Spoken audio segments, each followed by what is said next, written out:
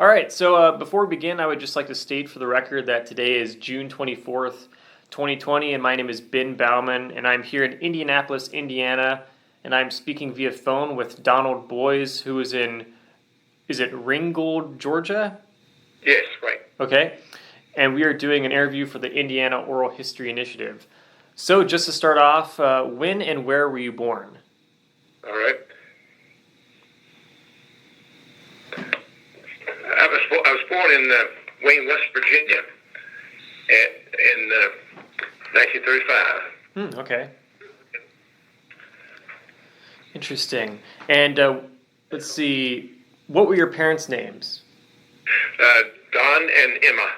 Don and Emma, okay. And was your family originally from West Virginia? Yes. Okay. And how and when did your family get to Indiana? Well, I moved there in early 1960. Maybe the late part of 59, but anyway, in 60. And Okay. I went there to pastor a church. Oh. And I was pastor for a couple of years and did not feel I was really making much progress, and left the church. I've been an evangelist most of my life, and I'm a Bible-believing Christian, and I believe every Christian should be an activist, a very balanced activist. And I then was I was a member of a church on the south side of Indianapolis, and the pastor asked me to start the Christian school. This was back in the days when it was extremely popular and schools were sprouting up. Some of them were, of course, the segregationist academies, as they were called. Ours was not, of course, and most of them were not. They were simply the ministry, the churches felt the need to have their own schools. And so I started the school, and that's what got me involved in a lot of non-church activities, but yet they were related to church. And in the Christian school movement, I was one of the officers, so we were involved with some of what we thought were intrusions into our movements, and didn't feel the state, frankly, that the state had enough problems with the public schools, and they sure couldn't control our Christian schools. And so that's what really got me involved in politics, and probably I wouldn't be the writer I am, and many of the other aspects of my life were colored because of that experience of the Christian school movement. Okay, wow, yeah, that's interesting. All right. And let's see, what were your parents' occupations? My dad was a businessman. He's a self-made man. He dropped out of school in the 6th grade because of the Great Depression, and he had a number of brothers and sisters. And he was a troubleshooter for a national cake company, Dolly Madison Cake. And but he bought a gas station, and in Huntington, and then another one in Wayne, and he bought the Wayne drugstore, and was quite successful. And my mother got involved much later in running the restaurant associated with the drugstore. And so they were uneducated people, but highly principled people and hard workers, and both were quite successful. Okay, great, interesting. Let's see, and did you have any siblings growing up? Yes, I had one brother. One brother, okay. He was 2 years younger than I. And what was his name? Bill. Bill, okay. How would you describe your childhood overall? My childhood was very normal. I'm amazed. I have some dear friends whose parents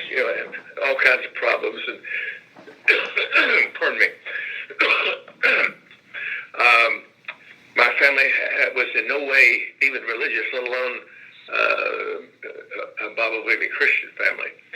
Yet it wasn't anti-religious. It's just as if it wasn't an option. Right. I'm amazed that I grew up so normal. I was highly disciplined family. I had great respect for my mother and father, and I was expected to obey, and I did obey. And when I did not obey, I paid the price. Old-fashioned whipping, and I think that's a sign of love, not hate. And so I had it was very difficult during the short after the Depression, 35, and start of the Second World War. My dad was not involved because I guess family and all, and but all of his brothers were. He had, I think, 6 brothers. They were all involved in the Second World War. But we had a difficult time until about I was in probably the 6th or 7th grade. We got indoor plumbing, and Dad got a better job. We got a used car, and then he later on bought the first gas station. And so, but it was a normal, very, very happy childhood, by the way. Okay. Yeah. That's interesting. And what was it like growing up during World War II? Well, we of course we noticed the problem. Families in our city that had lost loved ones. And I still remember the Gold Star, whatever decal, whatever hanging from in the windows of a son or father who died. Right. And we didn't know much about what was going on, what it was all about, but we knew that that person had paid the ultimate price, and we walked softly by those houses. And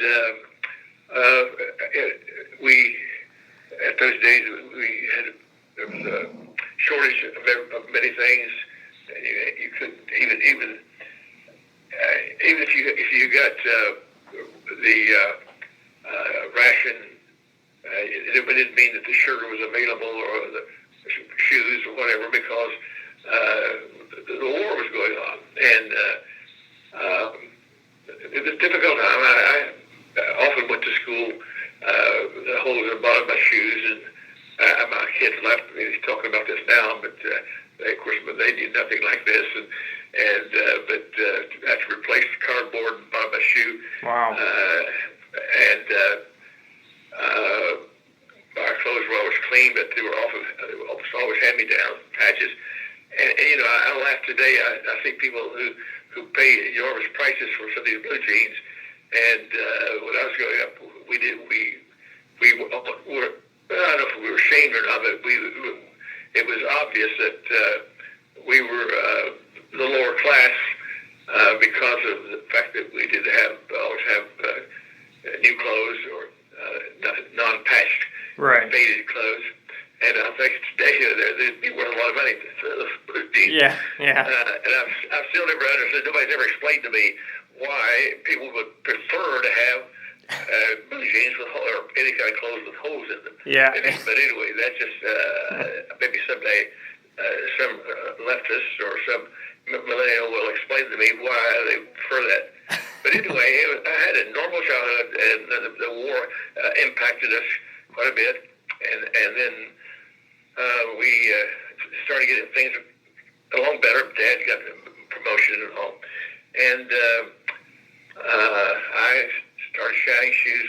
I was 5th grade, and I shined shoes on the courthouse lawn, and that was of course, I didn't know what an allowance was, but it was, as I said, it was a very happy childhood, normal childhood. Okay. Wow. That's interesting. And like, who were the most influential people in your life growing up as a kid? Probably my dad. Mm-hmm. I appreciated his. He was a very consistent person. And when I say he dropped out of school in 6th grade, that was in those days. As a 6th grader, was quite more knowledgeable than many high school graduates today. Mm-hmm. And his handwriting and all, it did not show crudeness and all. And his ability in math and all was excellent. But Dad treated people fairly, and he worked hard, extremely hard, and extremely honest. And he told me all my life, he said, any man who will lie will do anything. And so I was really impressed. My mother died, she was 98 or so, and it didn't make much of an impression on her. She was a fine lady. She didn't become a Christian until later in life, but she was a great lady even before she became a Christian. And Dad died when he sold everything and retired, and when he was about 64, 65, and he died shortly thereafter. And that made a big impression on my life, and I found myself even now wanting to talk to him and remembering the things that he said to me and what he tried to teach me. And he taught me, to work and to work hard, to work smart. And so my dad impressed me more than anybody else. Yeah, sounds like it. Wow. What understanding, if any, did you have about your family's political beliefs at the time growing up? My family is, of course, remember, is West Virginia. Right. And I don't know if you've heard the term or not, but my family, the whole family, we Yellow Dog Democrats. Okay. And you've heard that term? No. Well, Yellow Dog Democrat is a Democrat who would vote for a yellow dog before he'd vote for Republican. Oh, okay. And a hard shell Democrat. And of course, remember there was the coal country, coal mines in the general area, and often strikes and shootings and all kinds of problems. And the Democrats had control of the state. And years later, when I decided to run for the House of Representatives, I called my dad. Now, this would have been in 75 or so, 76. I called Dad. I said, Dad, I think it's going all right. Yes, but I'm going fine, son. And we talked a little about the family and about business. And I said, Dad, I got something to tell you. I've decided I'm going to run for office. I'm not going to stop preaching, or I'm not going to stop running. I was running a Christian school at the time in Annapolis. And I said, I'm going to run for the House of Representatives. Wow. And Dad said, well, son, I guess that's all right. Our family could absorb a politician, I think. We could absorb a preacher. Mm-hmm. And I said, well, I know, Dad, but you don't understand. I haven't told you all of it. I said, I'm going to run as a Republican. And I thought I heard a sob on the other end of the line. And he said, well, that may be all right.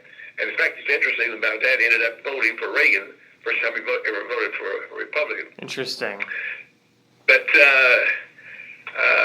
it was, he slowly changed, and of course, the whole state changed quite a bit. Right. But he impacted my life. He really did. And he still is. I call him I write sometime, I mentioned you in my column, my dad would come out. He said the world's crazy as a bed bug. And I called my dad the philosopher, the sixth grade education. Yeah. And so he still influences my life. Yeah, that's really interesting. Wow. Let's see, what schools did you attend growing up? I attended the public schools in Wayne, West Virginia. Wayne's a small town about 18 miles from Huntington. Okay. And Huntington was the largest city at the time, about 100,000 people. And so I went to Wayne Grade School, elementary school. Okay. And how would you describe your educational experiences there? Good. I was a typical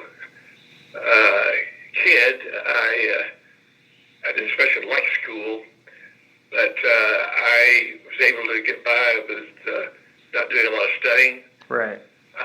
But I got along all right, and I became a Christian at 15, and that's when it really impacted my life. I realized that as a Christian, I ought to do my best at everything. Right. So I became a better student at that time, and I just wish that happened a few years earlier. But I got a pretty good education in Wayne up through the 8th grade. I think if anything was a deficiency in math, and maybe though that may be my fault because I don't especially like math and I find it difficult. So that's probably my fault, not the fault of the public school system. Mm-hmm. Okay. And did you have any favorite subjects in school? Well, at that time, my favorite subject in school was girls. Okay. And that didn't change after I became a Christian. It changed my relationship and my actions and things like that. Right. But I would say probably my favorite would be history. Okay. And I didn't especially like memorizing all the dates and all, but right. I find it, and I still do find. In fact, I find it. I often read. I've been reading for the last 7-8 months the French leading up to the French Revolution in the 1600s. Yeah. And so I find just a great joy. Far more interesting than television. Yeah. Is just sit down reading French history or English history or Roman, especially Roman history. Yeah. And but the educational system in West Virginia has been knocked for a long time. But frankly, I think in most states it's been deficient, and it's getting worse and being dumbed down over the years. Mm-hmm. Did you have any extracurricular activities you were involved with? Well, at that time, not much. Yeah. I played football and okay. Was pretty successful. I got hurt, and I have to pay for that. Even today, I have a slight limp when I get tired. Yeah. I had a couple of surgeries when I was a teenager, but wow. But I played on the school football team, and I had to stop, of course, once I got hurt. Yeah. So you mentioned that you became a Christian at age 15. How exactly did that come about? Well, it's very interesting. I moved to Huntington, and I was in the 10th grade. We just moved there in the summer. And met a friend just around the corner from it after I moved there, almost immediately when we moved. And his name was Don also. Okay. And he had a brother, Billy. And so here was Don and Bill just around the corner from each other. And so I got to know Don real well. And we were chatting one day outside his gate. And he said, Don, and we remember we only known each other a few days now. Yeah. And he said, I want you to go to church with me Sunday. And I said, thanks, Don. I don't do church. And he said, we've got a great church. And I said, well, no. He said, yeah, it's a large church. And he says, we have a pastor that's a great preacher. I said, Don, I just don't go to church. And I did. And never one time did my family ever get us ready and go to church. Never once. Yeah. And again, there's anything wrong. They were critical of church. It's just as if it wasn't an option. Yeah. And so he said, well, and we have a large youth group. And I said, Don, and he said, some of the prettiest girls in town. I said, what's that, Don? Tell me more. Yeah. And I got interested because of girls. Yeah. And so he told me about a gal that was going to be a cheerleader at the high school where I was going. And the more he talked, the more interested I got. And I went to church the next Sunday morning with him. Yeah. And I was, it's a shame, but in the Sunday school class, I remember I had no training. Right. But I in that Sunday school class, I was telling dirty stories. Okay. And I knew better than that, that's for sure. And it's a good thing my parents didn't know about it. But anyway, after the Sunday school class, I went to the morning service. And here I liked the music, and it was a good sized crowd, and it impressed me. But the pastor preached the fact that Christ died for everybody, that everybody needs to be saved, and God loves everybody, and Christ showed that love when he died, and he rose again. And I've never heard that. Yeah. Because I hadn't been in church. Right. And of course, I was aware of Christ's death and all that, but not systematically, and why and all that. And when the invitation was given, I stepped out and trusted Christ as Savior, simply placing faith in him, and it totally changed my life that day. I mean, it was astounding. And I don't mean it didn't make me perfect, that's for sure. Right. But everything changed. I mean, I had a bad habit of cursing, again, not around my parents, but that stopped, and telling the dirty stories stopped, and attitude toward girls, while I'd been changed, but I hadn't been changed that much. I was still interested in the girls. Right. But again, the way I treated them all changed, and that was the most important day of my life. Wow. And it still impacts to this very day. And in fact, that's the reason why I think Christians need to get up every day. Just simply get up, because today you're to live for Christ, and you're to tell people about him. I'm not these people who carry a 12-pound Bible around all the time. Right. Slap people in the head with it. I don't believe in that. Yeah. But I believe that Christians are to live it, and it impacts every area of their lives. Right. Every area. And that's why I guess even in politics, I don't try to separate them at all. Yeah. And I believe in truth. And whether it's a Democrat or Republican, I left the Republican Party many years ago because I felt they left me, so I became independent years ago. Okay. And so I'm really a conservative, period. Right. But Democrat put up a good conservative, straight on the economy and on some social issues and spending and all. I'll vote for Democrat. Now, I don't know anybody in the Democratic Party that qualifies. There's not many Republicans either. Right. But that born again experience changed everything in my life, and feeling the repercussions every day of my life. Yeah. That's really interesting. And what was your parents' reaction when you sort of told them about, starting to go to church and become a Christian? Well, that's interesting also.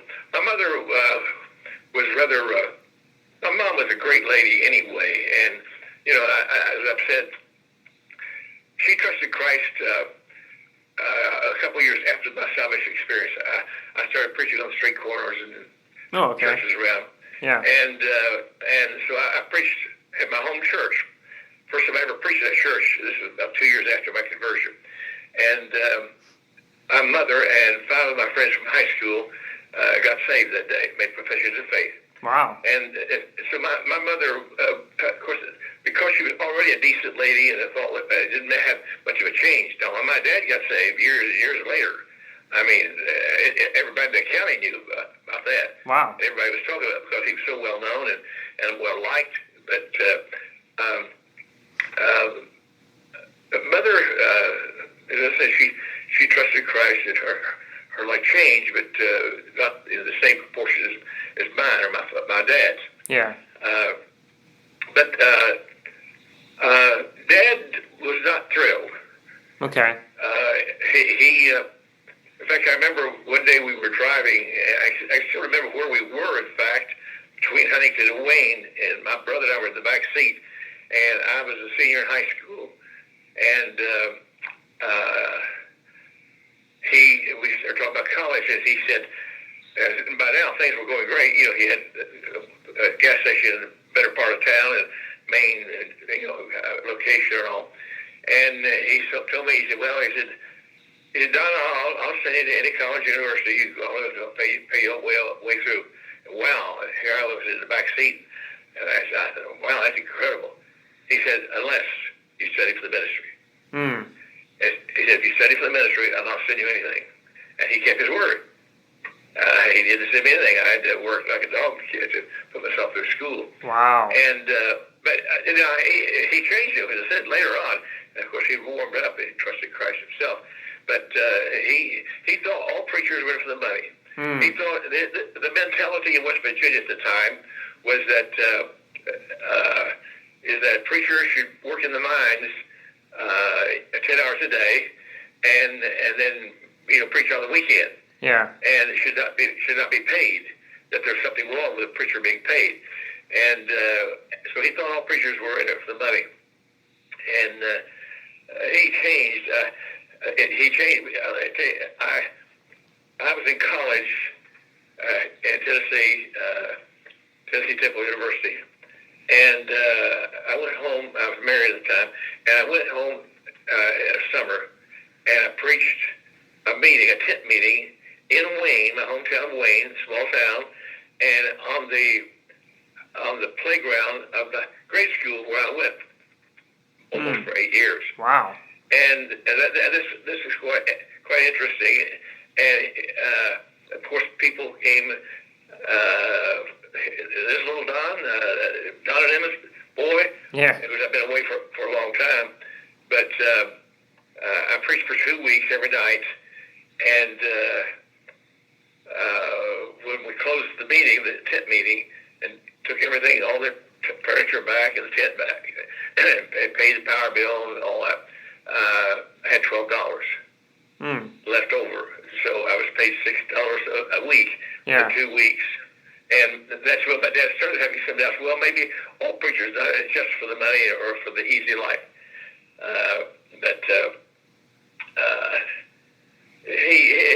My dad very slowly changed his mind even before his conversion. He changed his mind toward preaching in the ministry and the Christians in general. Wow. Yeah, that's fascinating. That's interesting, man. Changing course a bit, I guess. While you were in college, were you involved in any other activities, or was it just focusing on your studies? No, I was not. I've told you my family, Dad refused to help. Yeah. And I was so busy. I had a full load, and I was so busy working. Now, when I was in Chicago at the theological school at Moody, I was single. But then when I went to the Tennessee Temple in Chattanooga, I was married, and my wife was working. Helped put me through school, and I was working at a grocery store for 98 cents an hour. And I was so busy, I was either working or in school all the time. Yeah. And I simply, at Chattanooga University, I don't think one time I even went to some of the, that have some of the Christian movies or something, a play or something that have it put on. I don't think I went to one because I was at the working all the time. Yeah. To pay the bills. Yeah. So I was not involved in any extracurricular activities at all. Sure. And so in Chattanooga, was this for a master's degree or? Bachelor's, yeah. A bachelor's? Okay. And then I went on later, and of course, and got my master's, and also, then of course, much later, like many people, I went on and got my PhD. Okay. And where did you get your master's and PhD from? Pardon me. At Emmanuel College and Seminary in Atlanta. Okay. And they moved. And then school was started, probably 1950, 55, in Indianapolis. And it was Indiana Bible College. Okay. And it was basically simply to train ministers of the gospel. Yeah. And it's interesting, when I went there to pastor in about 1960, I taught there. Oh, one of the part-time teachers.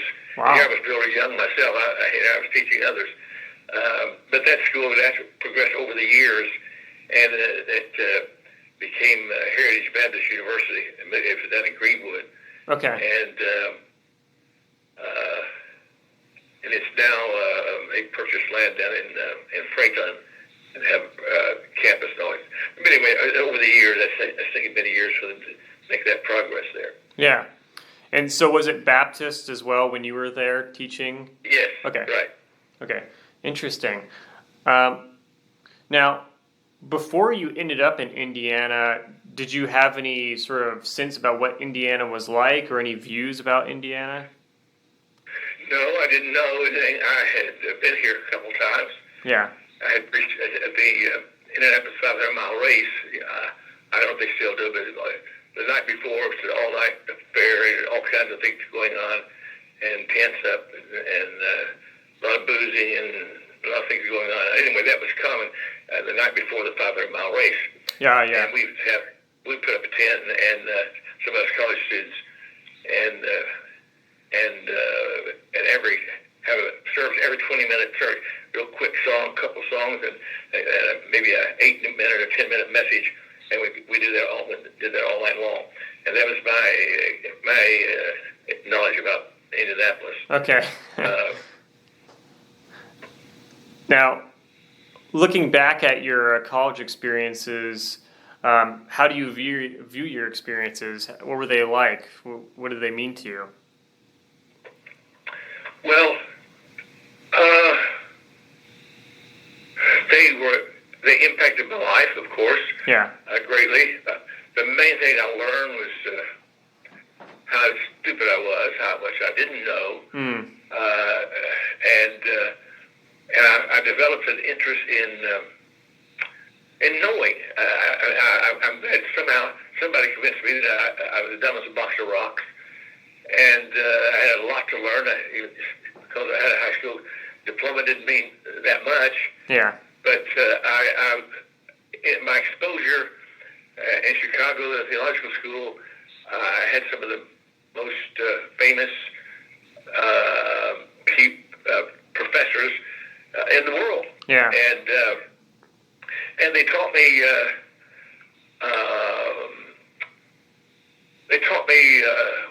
how to find what I needed.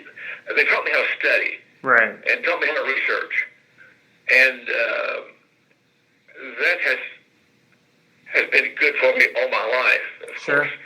And the person who thinks because he has his doctorate or master's or whatever, and he settled it, he's a stupid person. He's a pathetic person because we keep learning every day of our lives. Sure. Literally. Yeah. And I find that this helps make life even more exciting. I can't imagine people find life dull. Yeah. I mean, I can't imagine that. Right. And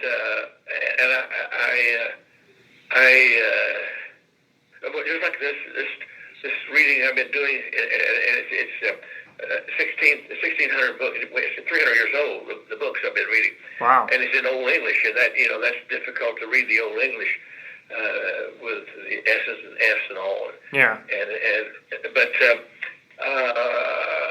I found it extremely interesting, and so many things I don't know, and I'm running out of time. So I don't know how much I've got to keep learning, and I find every day is exciting. Yeah. Literally. Yeah. And when I'm researching a column, and I'm going to write what I'm doing, I'm reading about the French Revolution and all the parallels between where we are right now today, with all the protests and the not just the protests, but the destruction, the fires, and the shooting, etc., and mistreating people and all that. It's quite parallel with the not just a few years, but probably scores of years leading up to the French Revolution. And there's a great comparison, and I'm making that that comparison for my column that I'll be writing. Interesting. And so, my point is that it's exciting every day. As I said, I find it amazing that people find life so dull. Yeah, I mean, sure. It's about life is exciting, and I also there's a twist to this or a point to this. I know that I'm going to give an account one day as to what I've done and why I've done it. The motives are important, and right. that I need to. I want to be sure that I'm right on treating people right and consistent. I want consistency in my life. Yeah. And I detest whether it's Republican or Democrat, and they if it's something for them, but they'll be inconsistent when it comes to the other party. I see this constantly with Trump and Biden. Mm-hmm. And if it was wrong for Biden to do it, it's wrong for Trump to do it. Right. Or if it's for Obama or whomever. But I've found that dishonest people, Republicans or Democrats, I found that they have a tendency, if their ox is not being gored, it's not a problem. But if we're horrified at what the Republicans did, we ought to be horrified at what the Democrats did. Right. And I found that's basically dishonesty. Mm-hmm. And I demand consistency, fairness, and we have to honestly. You know, it used to be. It was said, you people, you conservatives, you Christians won't debate. You can't discuss. Hey, we're not the ones. It's amazing to me. I say something about Black Lives Matter, and some people get well, I've got three heads. Mm. The fact is that Black Lives Matter. Every life ought to matter. And the fact is, Black Lives Matter was started by Marxists. There's no question about it. They've admitted it. But because just because you say that doesn't mean that you dismiss some of the racist cops. No, you can tell the truth. You say, well, Black Lives Matter was started by two Marxists. We know that. They've admitted that, and it's a fact. But it seems like there's a general attitude out there. Well, okay, we know that, and we know that Antifa are also an extremist group, but let's don't talk about it because that it's not the flow now. The flow is blacks can't do any harm and whites can't do anything right. I find it amazing that we're making heroes out of people who at least were thugs, and there's no question about it. I'm a strong believer in accountability, and whether it's a black cop or a white cop, I mean, if he's wrong, nail him to the wall, and I insist on that fact. And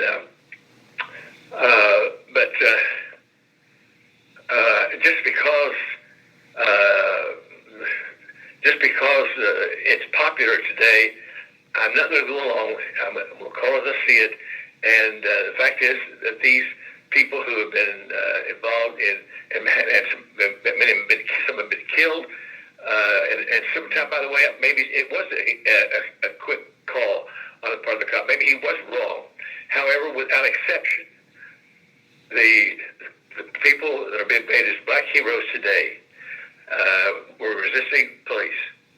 It seems the young people, white and black, but especially black, simply haven't learned. It's not very smart to resist a man holding a gun, and a man that has the authority, the official authority. And so there's been wrong on both sides on this.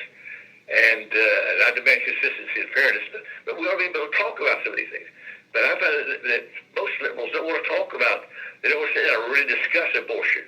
They don't want to sit down and discuss black crime and black families and problems therein. They don't want to talk about, really talk and discuss about reparations.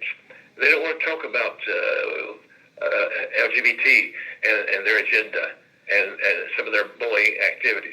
They don't want to talk about that. It's as if it's a done deal, and we don't want to talk about it. I thought that's shocking, and if I were a liberal, I'd be ashamed of that. I really would, and disassociate myself from it. Yeah, it's definitely an interesting time politically. I mean, and I suppose I guess that all adds up to why you're an independent, because you feel it's hard to follow one political party too much because of there seems to be just so much toxicity in American politics today. Yeah, Yeah, it's interesting. yeah. And uh,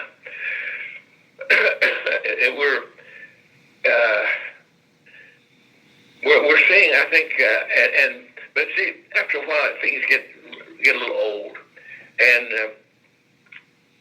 well, we're seeing it now.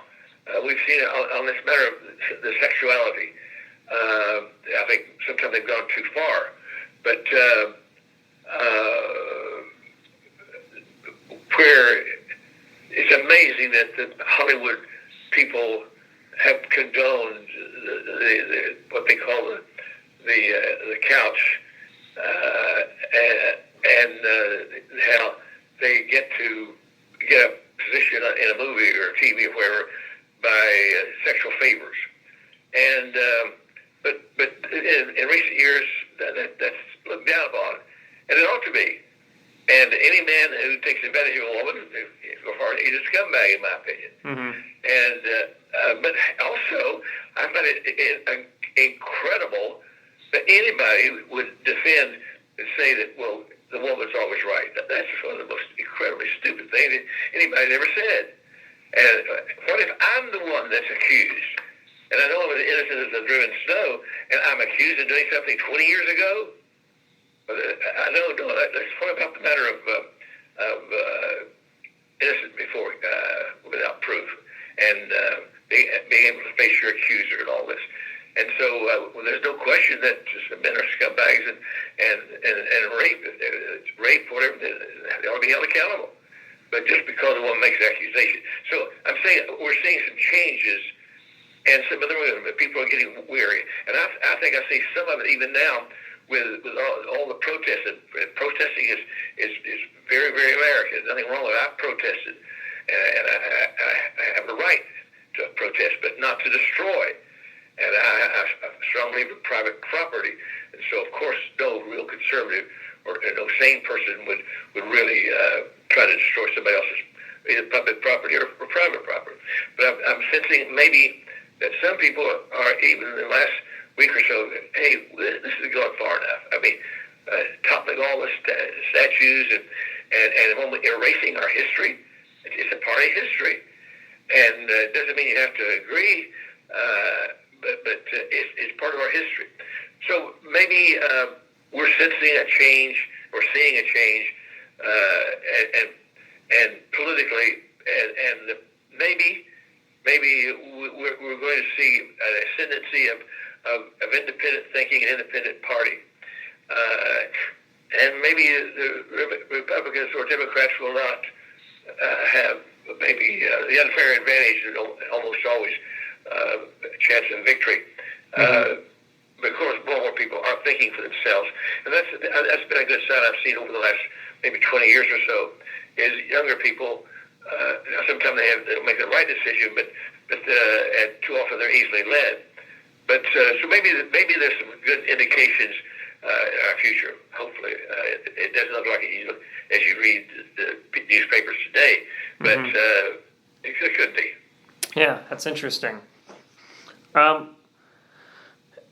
Let's see. Rewinding a bit, you mentioned that you went to Chicago to study. How long did you study in Chicago? I was there a couple of years, 2 years. Okay. And I really is probably the school, at least in those days it was. There are many now, but this was the oldest one and the most prestigious. And so they had some of the best professors, and it helped ground me, give me a foundation, and again set some parameters in my life, and helped maybe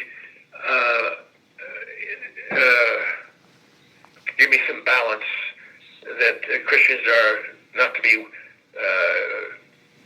milquetoast, namby-pamby, doormats, we're to be balanced, and the people, everyday people who live for Christ and who do a good job and are interested in truth, and you get along with people, try to, and then when an issue arises, whatever it is, they take a stand.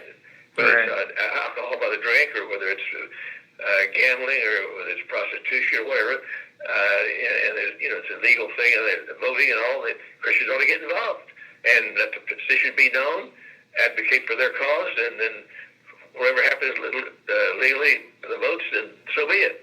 But too many Christians have been weak and uninformed, or feeling that there's even something wrong by being articulate and militant in the issues that you face every day. Interesting. Okay. And so you were there for 2 years, then you transferred to Chattanooga, or? Yes. Okay. Yes. Well, I got married, and in those days, always you had to transfer. You had to take a year off once you got married. Oh, okay. And that was, most people don't know that, but that was one of the rules that all the theological schools had, because they just felt marriage was so important. Got it. And so I didn't want to lose a year. I was anxious to get into it full time. So and I wanted the university anyway. I got the training. I'd already had 2 years training by correspondence, and so I had those 2 years. So anyway, I went to get the university training, get the history and psychology and the other subjects that I needed and wanted. Yeah. Okay. And so, when exactly, as an adult, did your awareness of politics become stronger, where you wanted to get involved in politics? Well, it would be when I was in Indianapolis. I was administrator of the Baptist Academy. It was a large Christian school I started. And I was an officer in the Indiana Association of Christian Schools.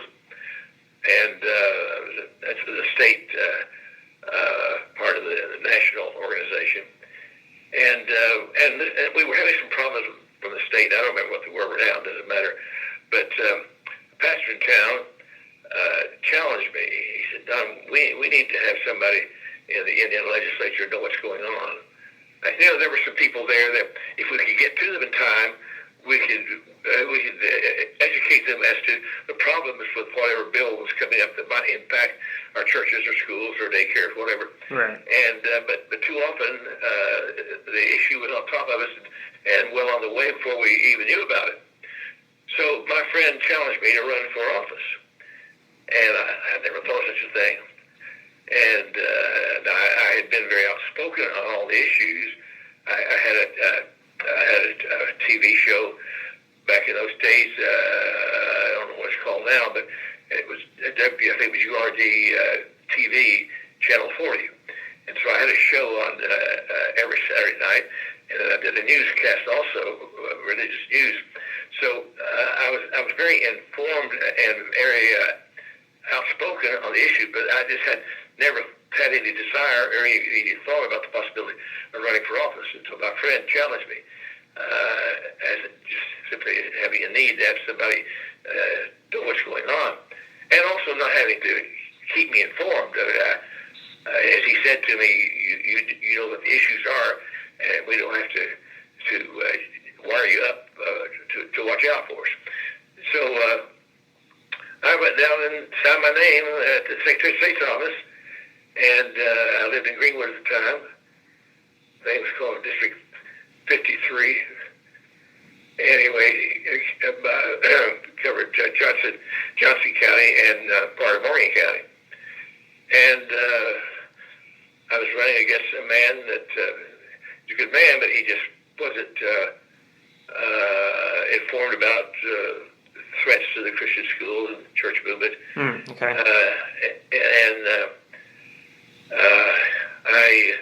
I won the primary by I think 87 votes.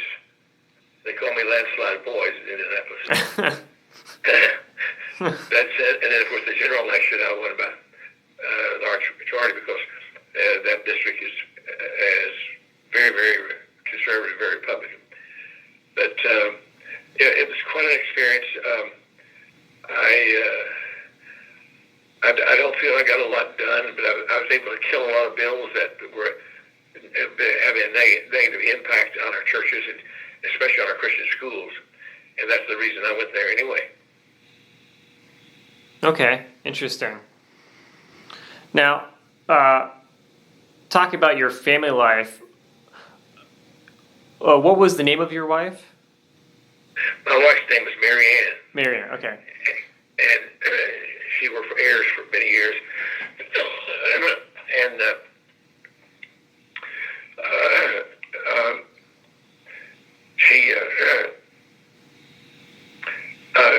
she was not involved in all the activities that I was, of course. Mm-hmm. But she was busy working, and of course we had 4 children, and they were all in the Christian school. Yeah. And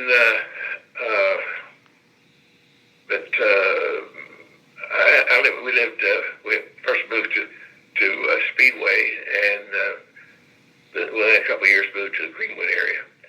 And I was very, very happy in Johnson County, and still have dear friends there now to this day. Okay. In fact, I've gone back many times, and I've preached on numerous funerals of people that I've known over the last 30 years there. Interesting. Do you have any children? Yes, I have 4. I have a son, and Michael's the eldest, Mm-hmm. and he's been a very successful pastor Oh, of a okay. large church in Houston, Wow. and he has his earned doctorate, and then he has 2 boys, and they're both in the ministry, Wow. and his eldest also has his earned doctorate. Man, okay. So that's 3 generations. In fact, his son is probably 13 or so, 14, and I'm hoping to live long enough to see 4 generations with earned doctorates. Wow, okay. That would be impressive, yeah. But and then his other son is a associate pastor in California, Mm-hmm. and this first one is pastor in New Jersey. And now my son recently took a church in Santa Barbara, California. Okay. And Mike's probably 64, 65, and he's extremely articulate, and he's in fact done an incredible job in the church. He's built large churches and all. I'm very proud of him. And they have 3 daughters. They're all in the Christian school work, Christian school teachers, and I've got 14 grandchildren. Wow. And 13 great grandchildren, and many of them are in the ministry or working toward that. Yeah. A granddaughter who's a student at Pensacola Christian in Florida, and so anyway, I could go on and on about my grandchildren and great grandchildren. Yeah. Not one has embarrassed me or shamed. They're all highly productive. That's good. All made good grades, and never been kicked out of school and so forth. So the Bible teaches you to train up a child the way he should go. When he's old, he won't depart from it. And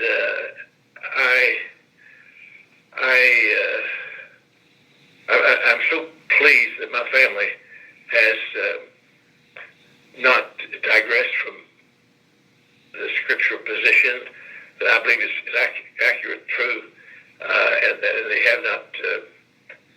My parents would be thrilled if they could still be alive and see what's happened to the children, great grandchildren. Yeah. So I'm a very fortunate person. Very fortunate. Yeah, sounds like it. Now, how did your family impact your career, or if at all? Well, my wife was very was very helpful. Mm-hmm. She worked, of course, preachers don't get paid much, and the small church in Wayne, I pastored there for a couple of years also in my hometown, and she worked at a telephone company, and she made it possible for me to be full-time at the church. And then I came to Indianapolis, and she worked at Ayers, and again, made it possible. I was only paid $85 a week in the church in Wayne. When I came to Indianapolis in 1960, I was paid $85. And very quickly I found out you can't live the same way in Indianapolis that you did in the small town in West Virginia. And so they raised my pay to $100 a week in Indianapolis. But my wife made it all possible for my education, and then, of course, with my first years in the ministry. And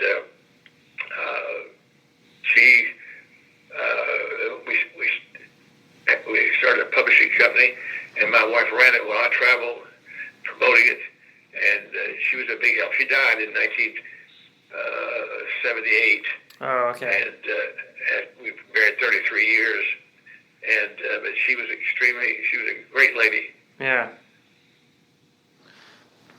Wow. Let's see. When you first got involved in politics in Indiana, what were the key issues or legislation that you wanted to champion or fight against? Well, my main motive was the fact that we didn't want any involvement, any intrusion into our schools by the state. Okay. And I made many speeches and testified at various committee meetings in the Senate and House on that. Again, the fact that constitutionally we believe the state has no authority, and just practically, as I said, they have enough problems with incompetent teachers and undisciplined students and drugs in the schools and all kinds of problems. And our Christian schools were paying off. They had relatively good discipline, and our kids were learning to read in kindergarten, and sometimes we're 2 and 3 years ahead of the grade level they're on. So we thought, well, even without the good success, and this has been true, by the way, nationally, not all the states has been proved, but constitutionally, the state has no authority to run the Christian schools, right, and interfere. So that was the main thing. But I felt strongly about abortion. Mm-hmm. I felt strongly about the IRA. I was the main spokesman for the IRA in the state against the Equal Rights Amendment for a lot of reasons, and then of course I'm a strong believer in family and not sodomy, not homosexuality. And the state had just removed penalty from making sodomy illegal about, I think, the year before I was elected, and so I introduced a bill to make sodomy just simply the same wording we had in Indiana for 100 years. That there were problems in the south side of Indianapolis where homosexuals would cruise the parks, especially Garfield Park, and basically take over, and that's literally true. So we wanted to give this not put a camera, of course, in every bedroom, as homosexuals accuse us of wanting to do, but giving the authorities the legal mechanism they needed to clean up the parks and not have sex in the restrooms and all that business. And this was common. In fact, one of the churches, pastor, a friend of mine in Indianapolis, was right near Garfield Park, and at night they simply took over. So I went, okay, that's not right either. In fact, some homosexuals see that's not wise at all, to the cruising and sex in the restrooms and all that business. So I introduced that bill, and it caused quite a stir. And of course, it failed, and mainly failed because friends would not support it. But most of the legislation was very, very controversial. Introduced a bill to make the public school, if they're going to teach evolution, they have to also teach scientific creationism on an equal basis. Well, hey, we say we believe that in the fair exchange of ideas, and we shouldn't be concerned about exchanging those ideas. Let's teach both. And there are great scholars on both sides, and that was very controversial. In fact, it's interesting. The governor stopped me down. We passed each other in the Capitol outside his office, and he said, "Representative Boyes," he said, "would you please have your people to stop writing me letters about your creation bill?" He said, "I'm going to sign it. If the House and Senate pass it, I'm going to sign it." He said, "I'm going to answer all those. I have to answer all those people." I said, I had 32,000 signatures. Oh my gosh! And so anyway, again, that passed overwhelmingly in the House of Representatives, and then went over to the Senate, and it wasn't even the Democrats controlled the Senate at the time, and they didn't even sign it to a committee, which is unheard of almost. Especially if a bill passes so easily in one house, not even to assign a committee, that's ridiculous. But anyway, it didn't go anyplace.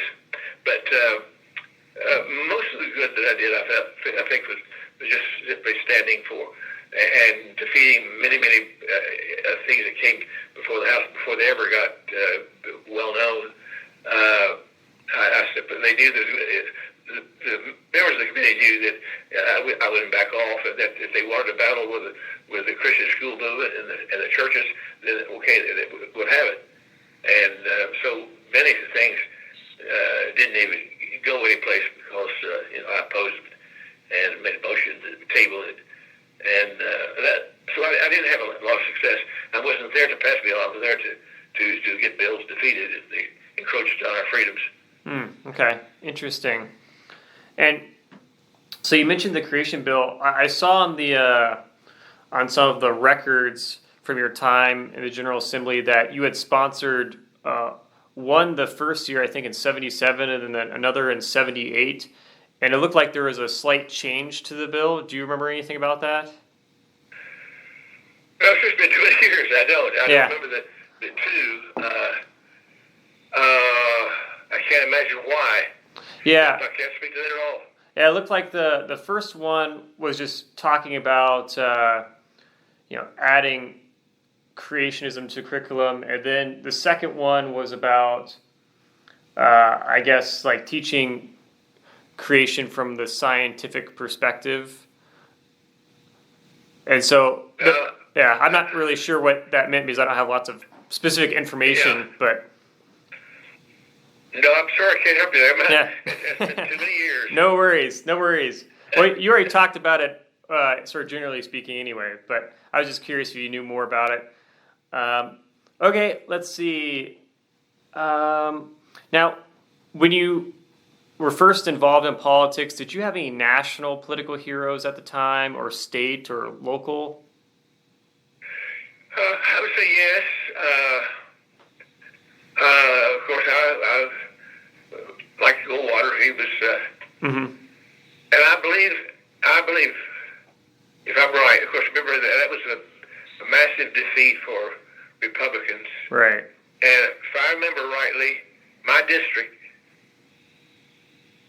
and Johnson Morgan, I believe, was the only county that went for Goldwater. That's a little bit of trivia, but I think that's true. But Goldwater, some of the other, of course, some of the writers, the political writers of Washington were high on my list. As far as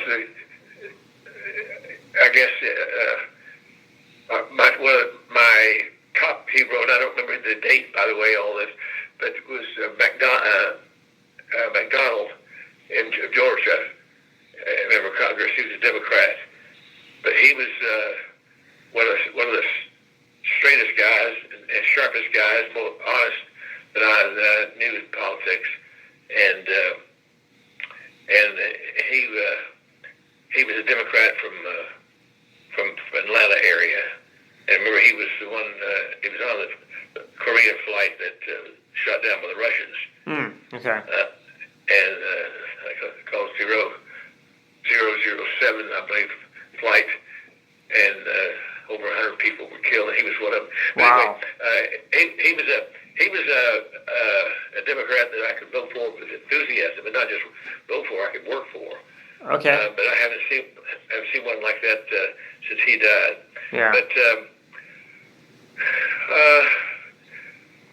I didn't know a great deal about Indiana politics. I was far more involved in the national realm. But I can't think of some of the others other than Coldwater and McDonald. Okay. But there were some good people, and there were some good Democrats, by the way. They were all I thought, on some issues, but some of them were strong anti-communists, like Scoop Jackson of Washington, and others. Even Jack Kennedy was straight on some issues, and but as the years have passed, both Democrat and Republican Party has moved to the left, and I think it's been a major tragedy. And to think that we're $25 trillion in debt is absolutely abhorrent. Yeah. And if you'd have told me that even 10 years ago, I said, no, that'll never happen. We're not that stupid. Well, here we are today, baby. Yeah. And it's amazing. Yeah, definitely interesting times for sure. Yes. Let's see. Do you remember when you were running your political campaign, if you had a particular strategy at all? Oh, yeah. Yeah, that's the way I was able to win. We had, we started in January meeting, and I had the preachers and school teachers, Christian school teachers, real sharp students, and we would meet preparatory to the primary in May, and so we started writing letters that'd be mailed, just a few days before the primary, and that's in January, and doing what we call walking cards. I had all the Republicans. I didn't want to waste time with the Democrats in the primary, so my people provided me a list of in all the precincts of all the Republicans and their addresses, phone numbers, and all. And so I could call them, and of course I didn't call them that early, but I started walking. My campaign manager and I started walking the district in March. I remember it was still snowing. Yeah. And that knocking on the doors. Of course, we had if they weren't registered to vote, we didn't bother them. If they were Democrats, we didn't bother them. We went specifically to each Republican, so that was an enormous amount of work and made it much easier for me. But I just knocked on the doors, and I told them who it was. And Don Boys, I'm a Christian school administrator, and I'll be straight and honest, treat people the same way, and I'll be whatever. I'll try to treat people fairly, whether Republicans or Democrats, and I want your vote. And I made notes on the cards, or people walking with me made notes on the cards. And so that was March, and I kept walking, knocking on doors. It got closer to the primary. The fish fry started, and all the marches and other things that went on in the different homes. And it was quite a battle, because it was uphill all the way for me. Yeah. Nobody knew me. People in the churches knew me, but it was a shock that I just squeaked by in the primary. Wow. Okay. And do you remember who your main opponent was? Yeah, it was Jack Mullendorf. Okay. And Jack was a good guy. He was in office for, I guess, at least 8 years or so. He was a good friend of Governor Mullen. And there's no way I could beat him. No way in the world. Yeah. And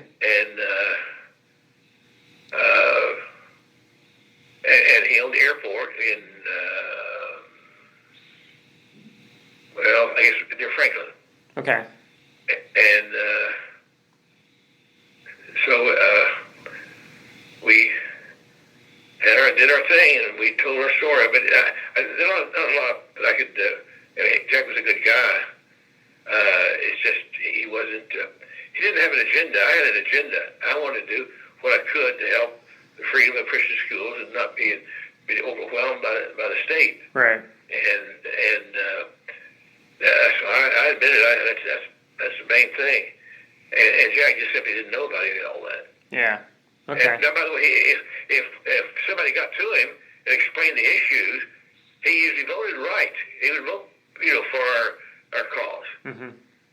But the point was, we wanted somebody there all the time that knew what the issues were and could see the problem long before the bill made progress down toward passage.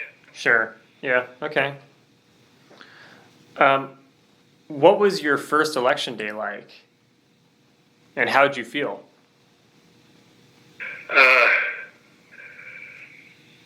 Amazed. I expected to win, but yeah, you mean in that respect, when I was elected, Yeah. the first, yeah.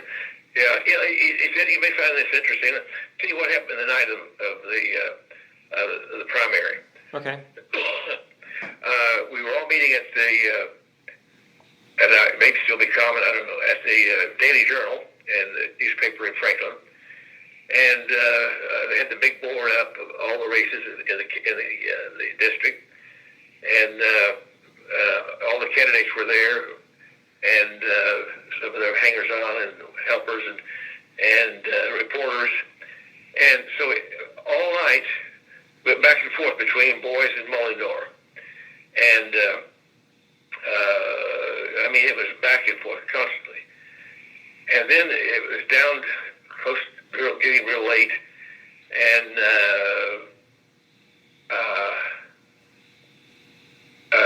Jack came over to me, and he pulled ahead of me.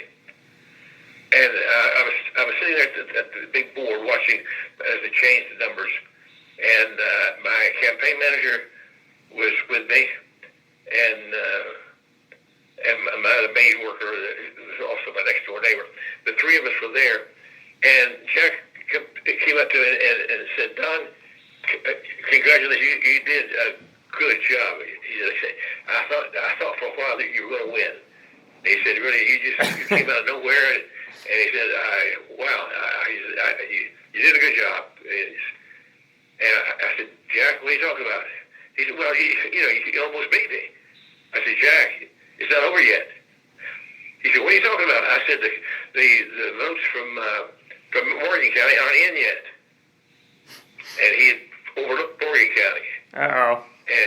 And sure enough, within 15 or 20 minutes, the votes were late coming from Morgan County for some reason, and I pulled ahead by him with 87 votes. Wow. But that was really interesting. Yeah. And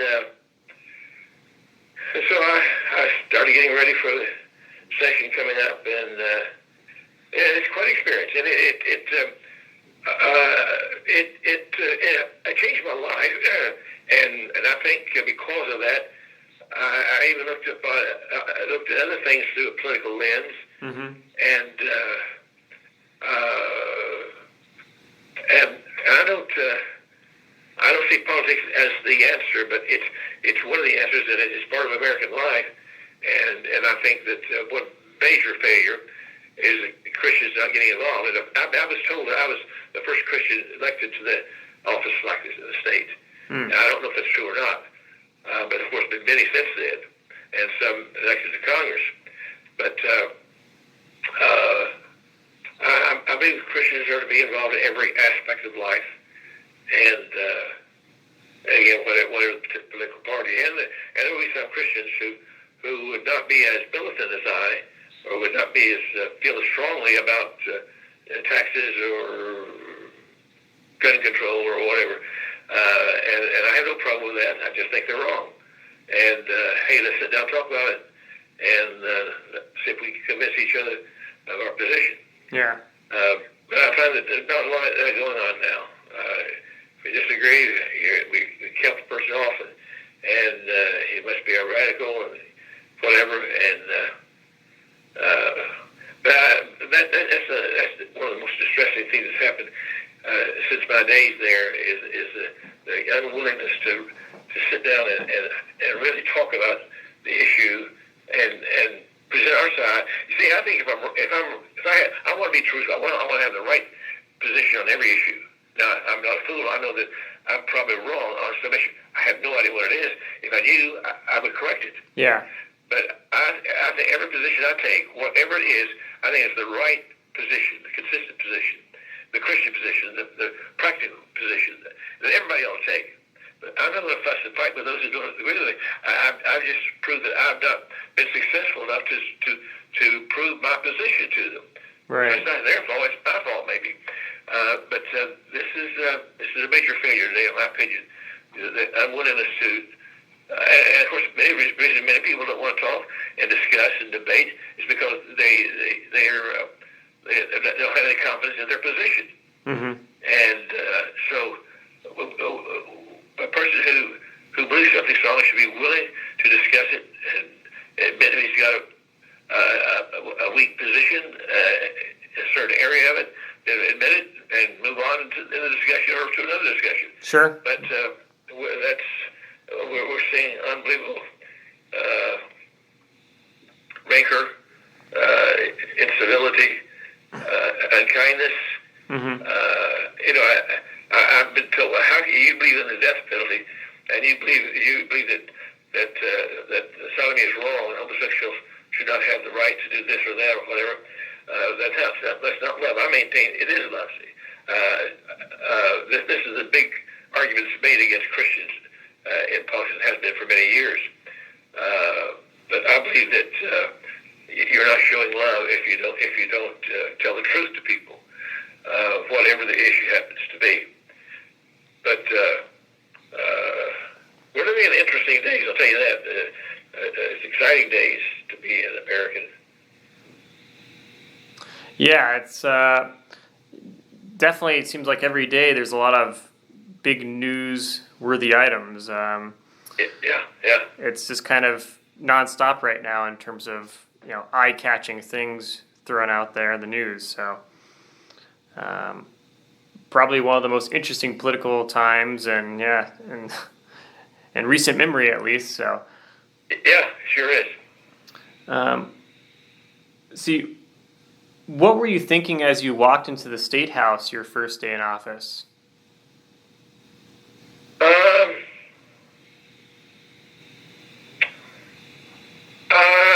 I think I was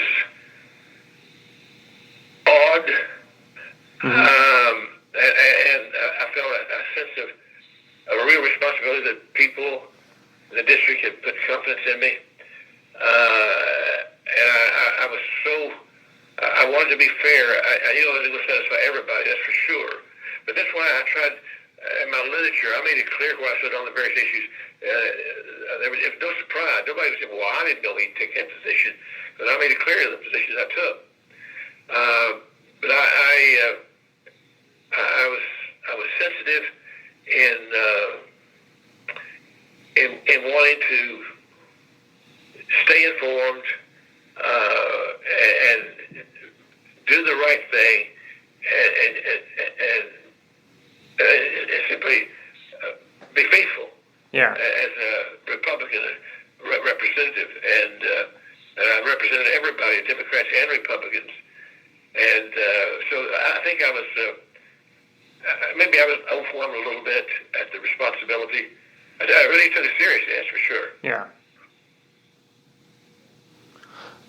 What were your expectations for the legislative process, and was it more or less complicated than you expected? Yeah, it was more complicated.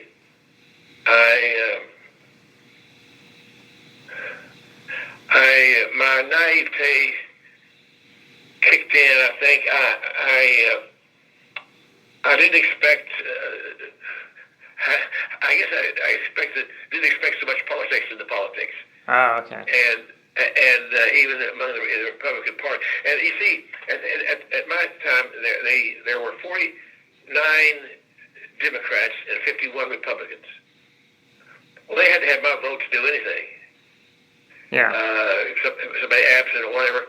To start the day, they had to have my vote.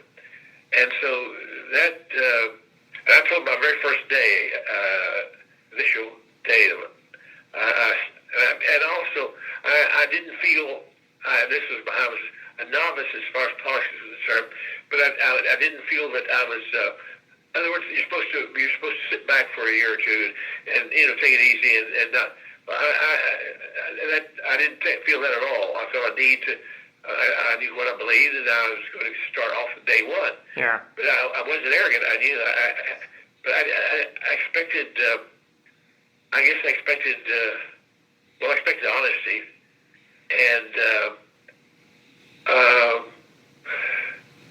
too often they play games, come out Republican style.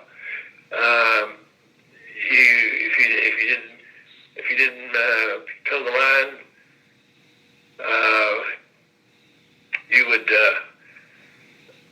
your bill might not get assigned a committee or the right committee. Yeah. Well, let me give you a good example. Bill came up, resolution was introduced by a Democrat from Gary. And this has been in 76 and 77. And it was a memorialization for Martin Luther King. Now, this is 77. And a resolution means nothing. It doesn't cost the city or the state anything.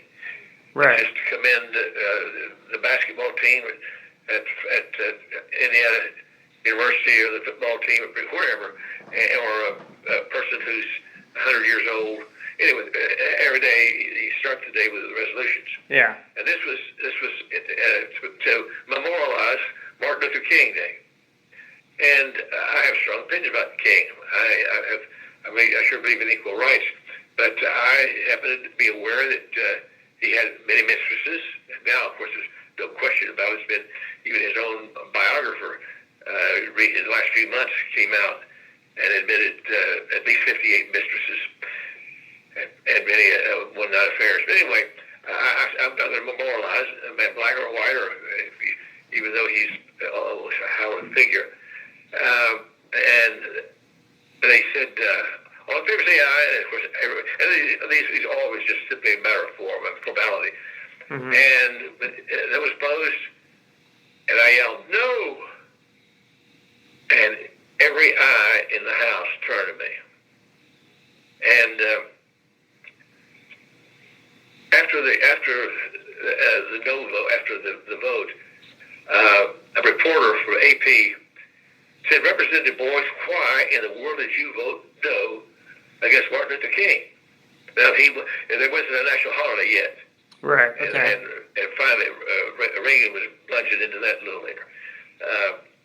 But I said, you wouldn't understand. It's too involved.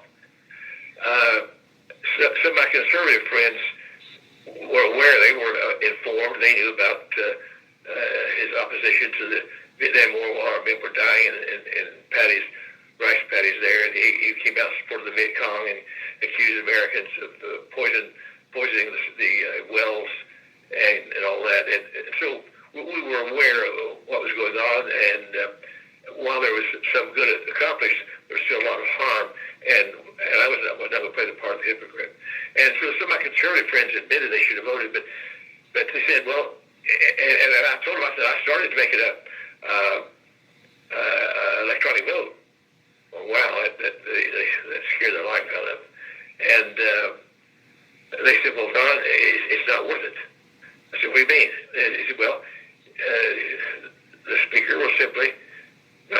on your bills. You get a price. You have to pay a price if you do that. I found that disgusting, absolutely amazing. And when the Senate, there was not a dissenting vote. And the next year, the same way. We went through exactly the same thing. And I regret not speaking to the issue. I should have done so. But again, it meant nothing. It was simply a memorialization. But the repercussions could be bad.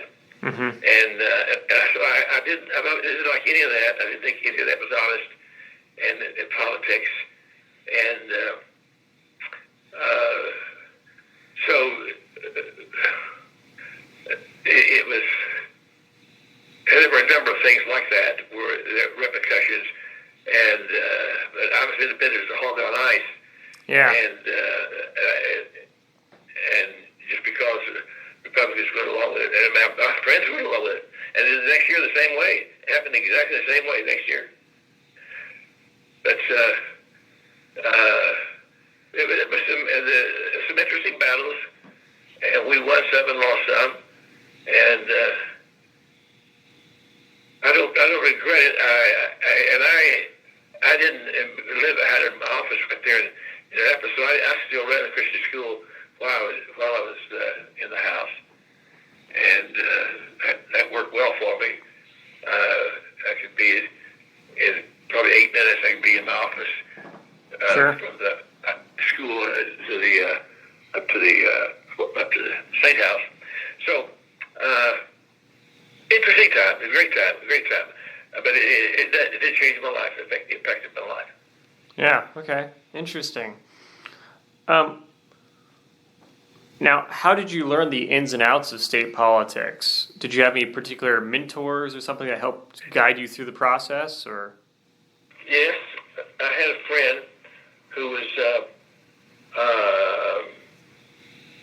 assistant attorney general, and very conservative, very well informed, and so he gave me some guidance, and of course, right there in the State House at the same time, at the same place, made it a lot easier. And he was a Christian friend, very, very informed, as I said. And I would say that the strategy, everything.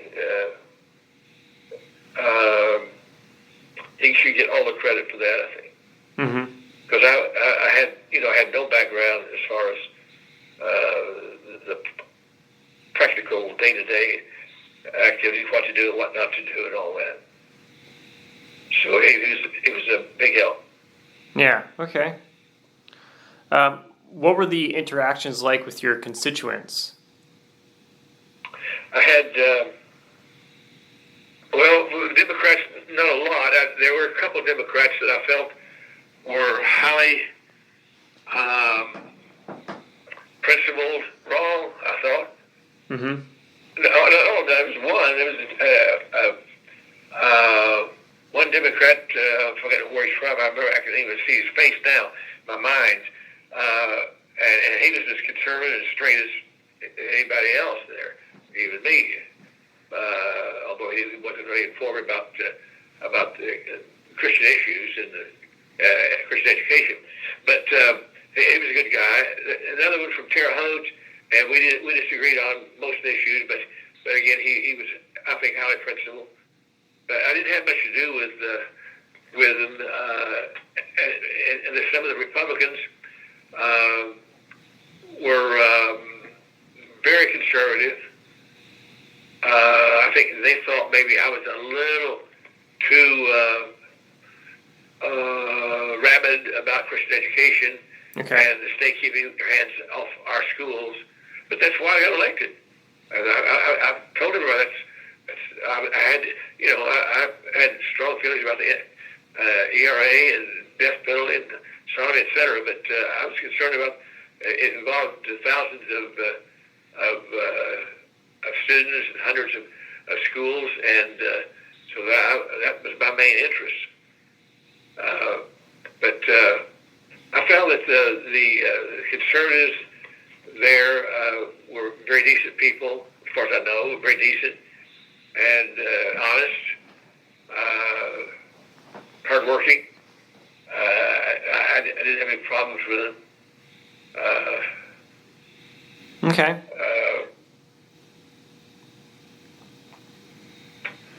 But they were also helpful too. Some of them had been in office for a few years, and they had kind of a cluster who sat pretty much together, and so I made a mistake immediately when I got elected, and I had a representative sitting behind me. He said, "Don, would you support my bill?" Blah blah blah. I said, "Well, what will it do?" And he told me, I have no idea what it is now. But he said, "It'll do this, this, and this."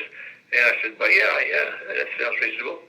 And then I agreed to be a co-sponsor. And then at a news conference, maybe 4 or 5 days after that, a reporter asked me about that bill, and I was dumb as a post. I had no idea. And I just knew at the time that I agreed with it, and I couldn't speak to any issue, couldn't answer any question. It made me feel like a fool, and I did. And I said, "That's never going to happen again." Right. But that's one of the biggest foul-ups. Yeah. But I learned, and again, it's a wonder to make these more mistakes than that. Sure. Do you remember what the first bill was that you sponsored? No, I don't. I sure don't. Okay. What about the regular interaction amongst different members of the General Assembly? What was that like? Didn't have a lot. Okay. I didn't. I'm being an outspoken Christian. I didn't go to any of the wild events that went on or whatever. Right. Some of the things that happened.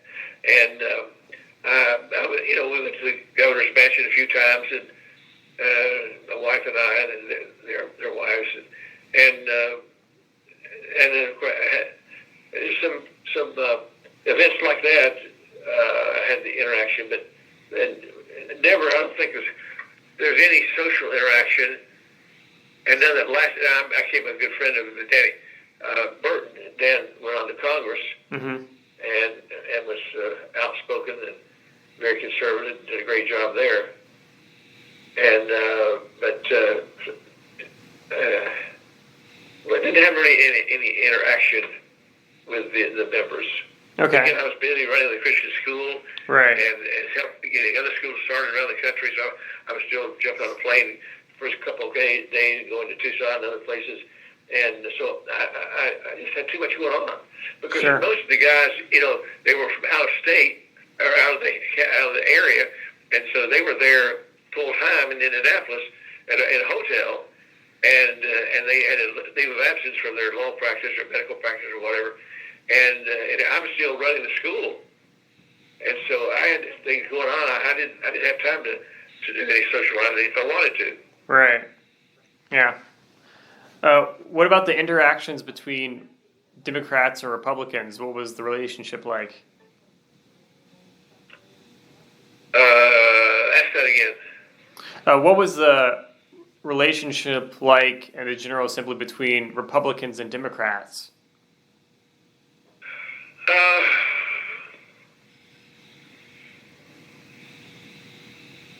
I'm not sure that I'm competent to answer that. Okay. I didn't see.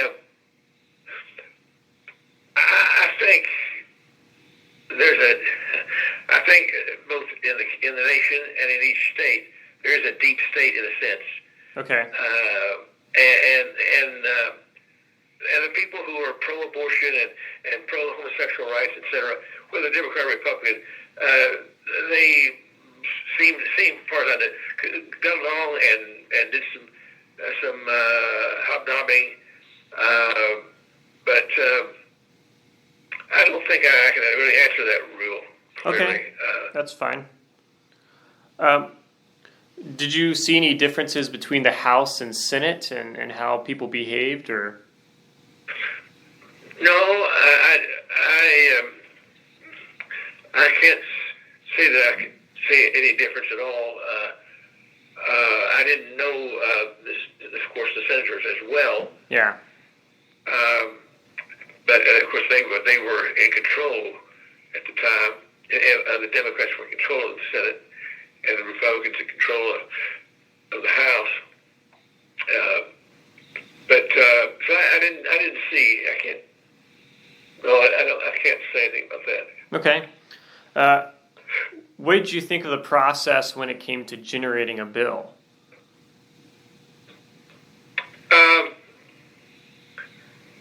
Well, I think it was comparable to what I knew about the national process. Yeah. And I had to work hard at that because I didn't have any background, and that's why I leaned heavily upon my friend who was Assistant Attorney General. Yeah. And as to procedures, what to do and what not to do, and when to do it, and even some advice as to who, because he was very informed about the whole assembly, and I leaned heavily on him. Sure. Okay. Now, did you have any strategies to get support for any bills you sponsored? Yes, I would love to have the internet in those days. That's Yeah. for sure. Again, I was an officer in the Indiana Association of Christian Schools. Yeah. So I used them heavily, and of course I knew probably, I don't know, a huge number of pastors in the state. And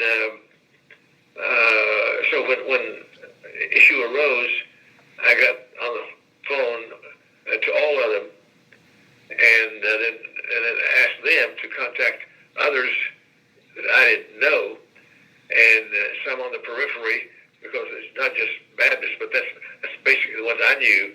But there are still others, Methodists or Christian Missionary Alliance, and other groups that might be as concerned as we are. Yeah. And that I wouldn't know them, but I asked these pastors and Christian school administrators to, hey, get in touch with your list, the people you know in your county or your county, your area, and we need to have letters to the governor about this, and that's why the governor heard from some of my people often, and he wasn't too pleased about that. Okay. Yeah. Did you have any sense when it came to voting on legislation about how people would vote prior to actually voting? Well, in the caucus, I got a pretty good idea as to what was going to happen.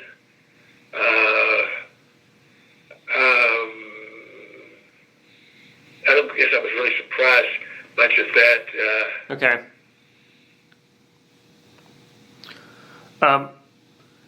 Now, during your time in the assembly, how influential would you say party leadership was?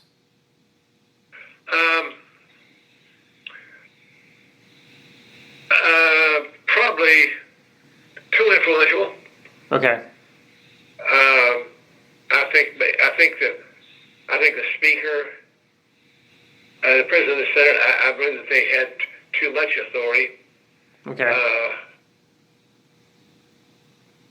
Interesting. And exercise it sometime again, ham-fisted and unfairly. But I guess that's true always. Should be expect anything else, I guess. Yeah. Did you ever have to work with the Democrats to get any legislation done or prevent legislation?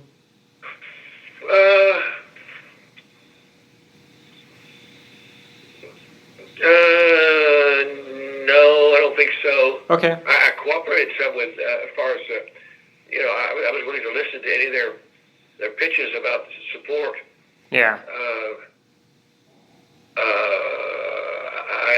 There were some bills that were kind of neutral, and there's a real mixture of Republicans and Democrats.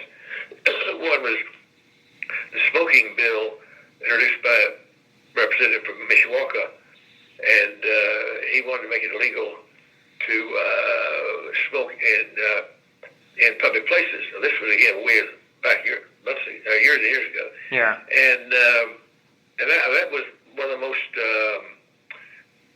troubling bill. It didn't have the shock, of course, of abortion or sodomy, something like that. But I detested smoke. I never smoked a day in my life, once in my life. Yeah. But I didn't like the idea of smoking in a restaurant. But I also feel strongly about if a person wants to have a restaurant where you can't drink water, well, he has a right to do that. Just as I think a man has a barber, if he hates blacks or he hates whites, he has a right to cut the hair, whomever, and limit himself. Of course, he'll go broke, but anyway, he has that right.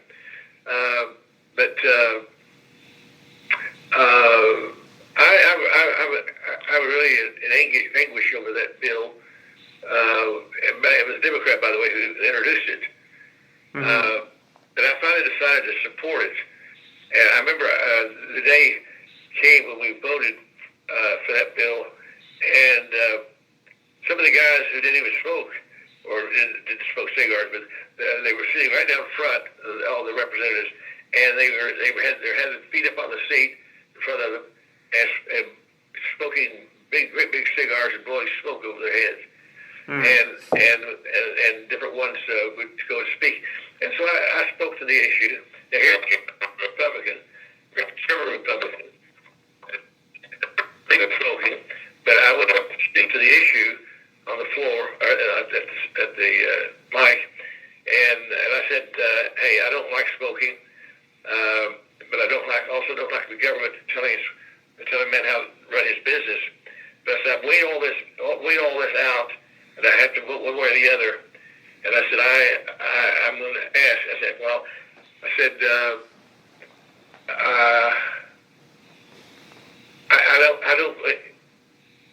I have a right. I said something about. I said, I'm going to vote this bill, even though I have questions about it. But he said, I said, I want you to know. And these guys were again sitting there laughing and blowing smoke rings. I said, but you don't have a right. You don't have any more right to blow smoke in the water, in the air I breathe, than I have a right to spit in the water you drink. Mm. And I think you're wrong if you think that's right. Anyway, but I said, I'm going to vote for this bill. Anyway, the guys got angry. They didn't like that analogy, that comparison at all. Yeah. But I believe it's probably the only vote that I would change. I would not vote that way again. I would say, well, I don't like that. I don't think that the government has, because the government, they give it more and more power, whether it's state or federal government, and they just keep taking more and more power. And there's too much authority over private business anyway, in my opinion. So anyway, that's probably the only vote I think was what I did was wrong. Sure. Okay. Other people would disagree, probably, I'm sure. So, what do you think the public doesn't know about how the Indiana General Assembly operates? Well, there would be, first of all, when you talk about the general public, yeah, the general public is really down as dirt. They don't know what's going on. A lot of they sit around and watch television and don't most of them never read a book and don't really think for themselves. And so most of them don't know. It's not an issue. So they don't know that much. And I hate to say that, but I don't have much confidence in the average American. But I don't think they think that much about it. They do. They go about to do their thing, and as long as they watch television and get a six pack, they don't know. They don't think that much about it. Okay. Very few. I think ever considered nationally or statewide what's going on. Did your legislative service affect your family life much?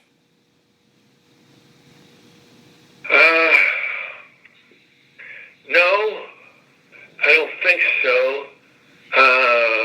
Again, I got a lot of hate mail. Okay. And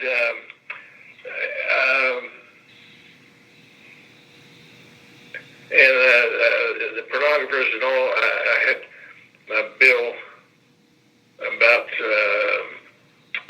sodomy. And the ERA really it got bad as far as death threats and someone subscribed me to 5 pornographic magazines, and they started arriving in my mailbox. And I tried to tell them, hey, I didn't order these. And then the bills started arriving, and I sure wasn't going to pay for something like that. So wow. Anyway, I had many weeks of threats and all on my part and their part. I don't remember my children had a problem at all. Of course, a couple were in college, a couple were in grade school, but I don't think it impacted their life at all. Okay, sure. And when you mentioned the Equal Rights Amendment a few times. Can you describe what exactly was going on at the time? I know you sponsored some legislation about it, and so what was the situation exactly?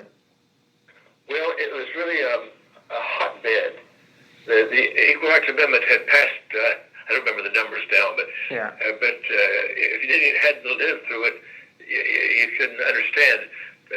All across America, the battles going on in each state, and some states rejected, some states accepted it, made it legal. They had to have X number in order for it to become law. Pardon me. To the Constitution, and we were down, and Indiana was the key state now, and we had the debates and all. And in fact, the committee hearing usually, the hearing rooms are, maybe seat 75 people, and instead we had this in the Coliseum. We had thousands of people there, and of course I had made a pitch that of course I'm for equal rights, and I said I have a wife, as a woman. I have 3 beautiful daughters, and of course I want the best for them. But I gave the reason why I thought that it was bad legislation, and we beat it.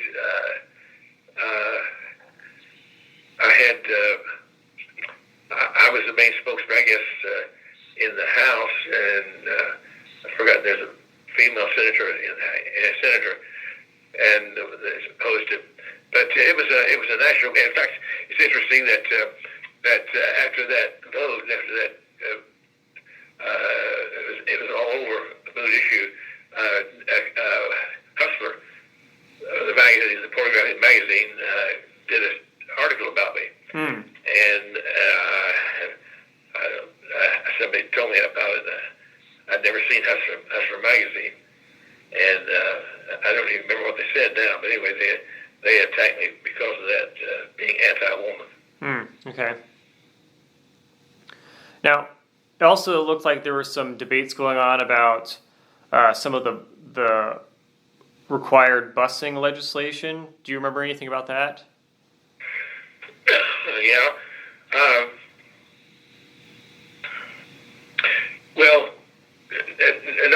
black and white races. There were a number of bills that were introduced that dealt with buses and sometimes how many can be on a bus and the Christian schools and the private schools.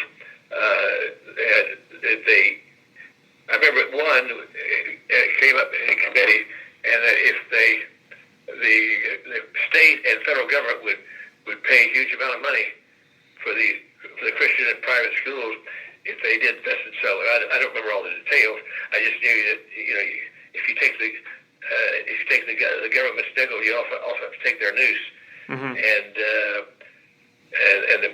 there's no, it should not be that an atheist should be taxed to support a Christian school or whatever, and neither should the Baptists have to pay for a Roman Catholic school or a Jewish school. So I didn't believe in any of that. So and again, all the members of the committee knew that and I told them, I said, we will not permit it. You pass this bill saying that all Christian schools and all private schools have to have this training in order to operate in the state. I said, we won't have it. And I said, right now, I require higher standards than the state does. I said, I require our school bus drivers to practice so many hours and do so much on the school parking lot, And I said, and then we have to have another driver with them for X number of days. I said, we have higher standards than you do, and the federal government has. So we will not permit any federal or state money to go to us, or nor will we accept any of the regulations. And so I tabled it. I made a motion to be tabled, and they did, the guys knew that it was going to be a major battle. We were not going to comply with it, and so there were a number of cases like that, and other bills having to do with buses, but I don't remember what they were now. Yeah. Okay. What would you say was the most controversial legislative issue during your time in the Assembly?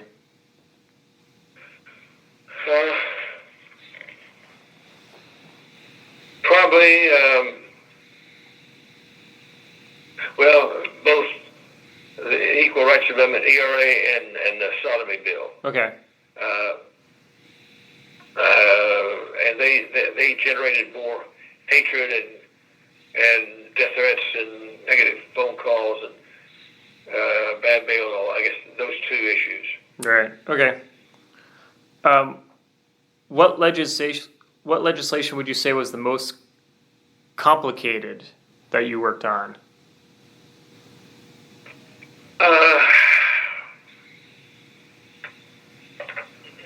No. I can't think of anything in that respect as far as complication. Okay. I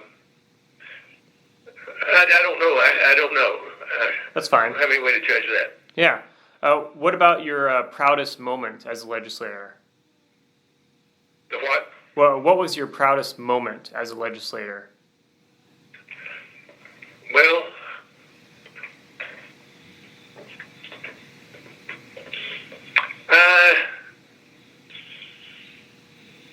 I don't know. I had never thought of it in that respect. Okay.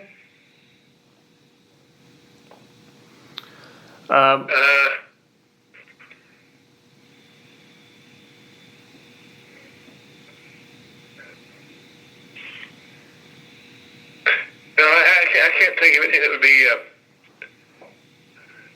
I can't respond to that. Okay, no worries.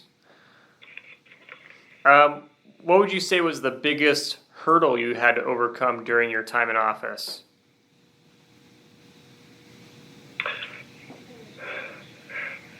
I would say mainly, I guess, just getting time to get everything done. Okay. I got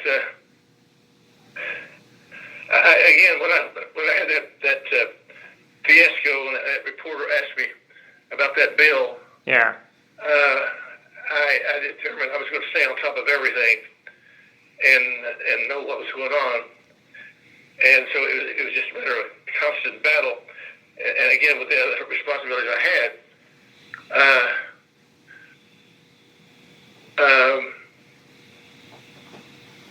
so I don't know. Okay, that's fine.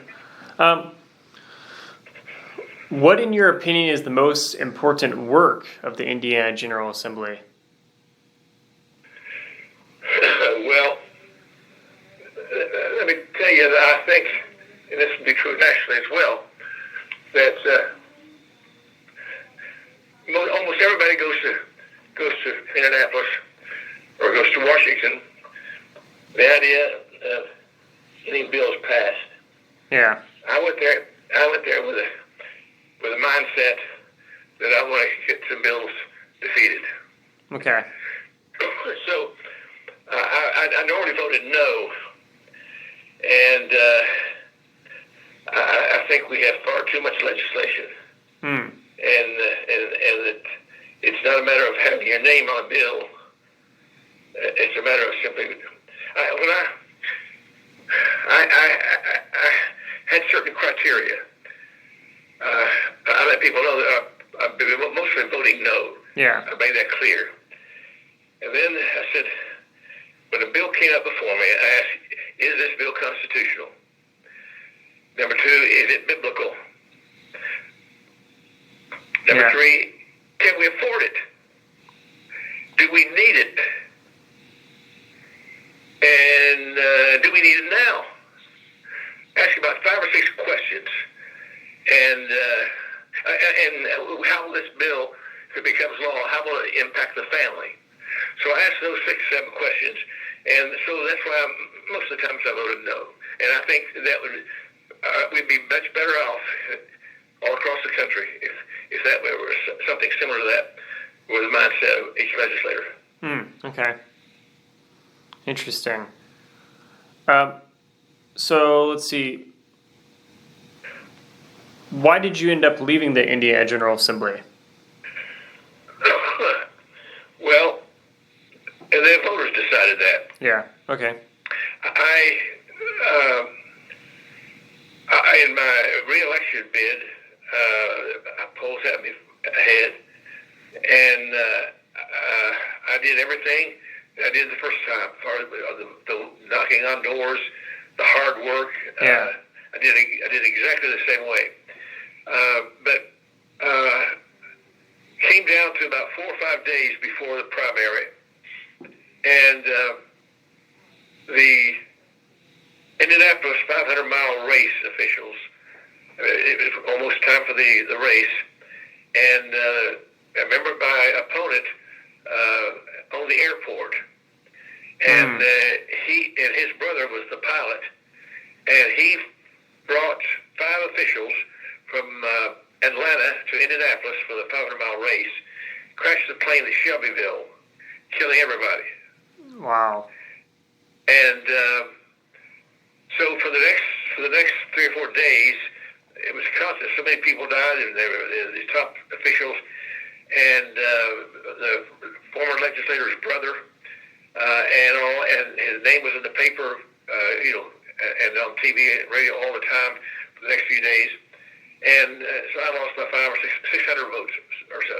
Okay. And I've been targeted by the Teachers Association and by the Trial Lawyers Association. Those 2 groups went after me because of my positions. Yeah. And so I had some of my people were told by some of the Democrats in Franklin.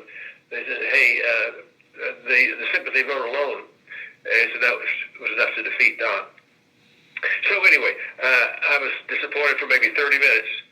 And I would have been disappointed had I taken it for granted that I was going to win and trusted in the polls, because the polls had me ahead. But anyway, I lost. And okay. No big deal. No big deal at all. How would you summarize your time as a state legislator?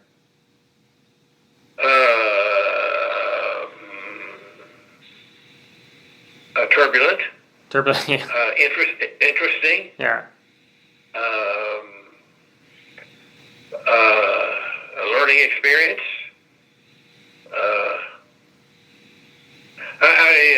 I've had some people thought that I had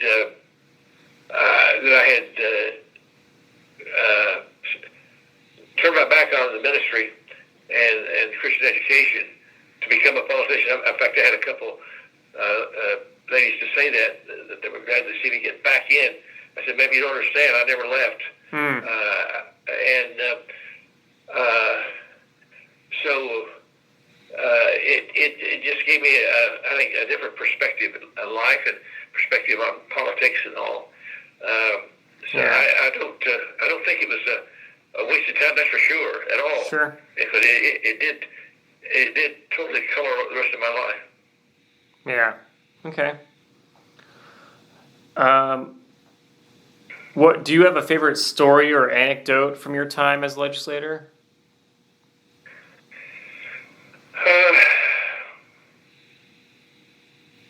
One doesn't come to mind right now. The thing that sent out that smoking bill, it was so unusual. And then the Martin Luther King thing, well, that meant nothing at all. It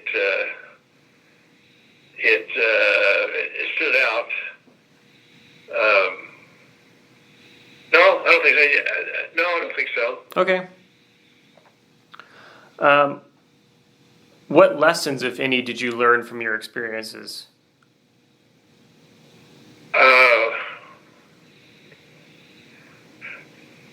Well, be informed before you open your mouth.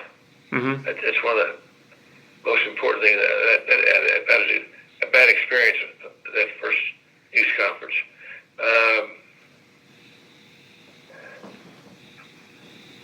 I think it gave me I realized that there's some good people that don't agree with me on everything, and I think I knew that, of course, thinking, but still, I think it made an impression upon me, a deeper impression that people who look at the same issue and we come at things with everything in our past, all the baggage and the good stuff and bad stuff, and our family, our education, and other experiences we've had as we come to a decision on the various issues. And so I think that was good for me, and made me, I think, a better person, a more well-rounded person. Okay. Do you have any regrets at all as a legislator? Absolutely none. Okay. Absolutely none. And in fact, I've just finished my memoirs. Oh, wow. Reflections of a Lifetime Fundamentalist. No reserves, no retreats, no regrets. Wow. Okay. And so it's being edited down and be published sometime later this year. Interesting. And I go through all the battles. I've been in all kinds of debates at universities and in Washington and in testifying at different legislation sessions, and a lot of debates at some of the different state universities. Yeah. Okay. What advice would you give to future legislators or even current legislators?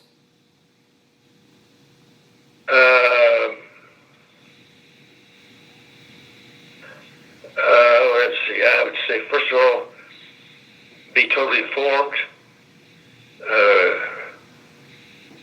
and be careful about questioning the motives of other people, why they believe certain things.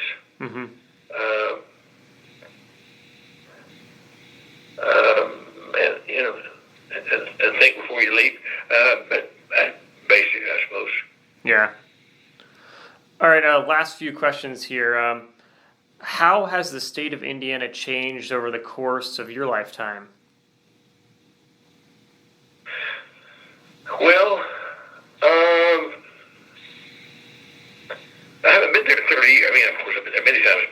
Yeah. I moved from that 30 years ago when my wife died. I got married again. Right. So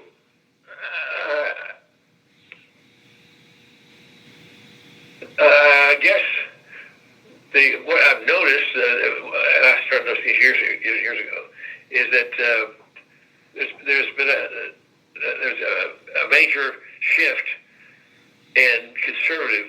At least the Indianapolis Star and the News used to be great conservative papers. Okay. They're not that now. Like the Chattanooga Free Press used to be probably the most conservative and Christian, even though it's public.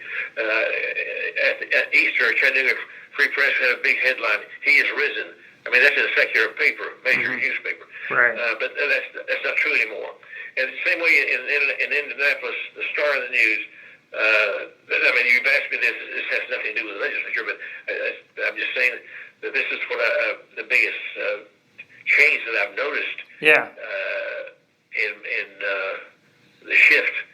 In fact, it's harder for people who weren't alive then to realize how conservative they were. But that's the way of life. That's the way it's always happened. There's always a downward trend. That may be called the second law of thermodynamics, but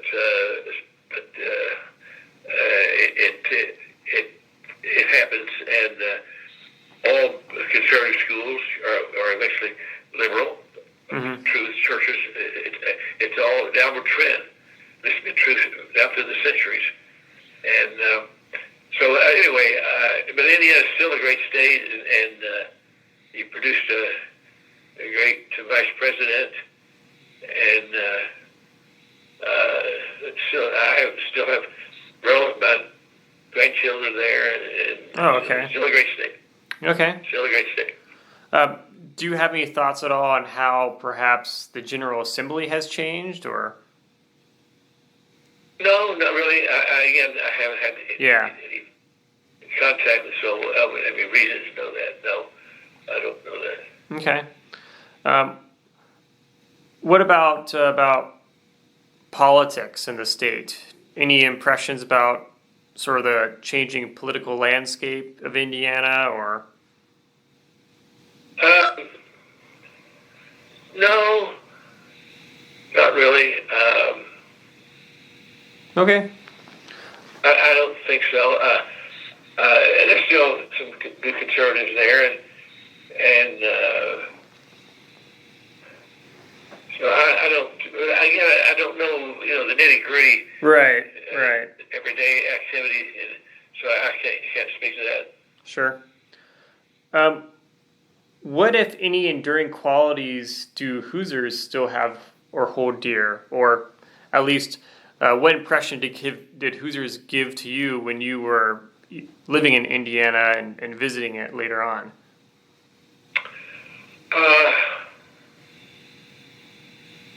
I guess there's a tendency for Hoosiers to be maybe more independent. Okay. And I like people who think for themselves, and I guess the liberals in D.C. talk about laughingly call it in Ohio, Indiana, and all of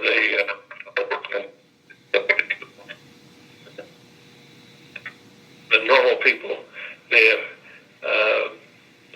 and I still have great respect for Hoosiers. Sure do. Okay. Let's see. Last question here.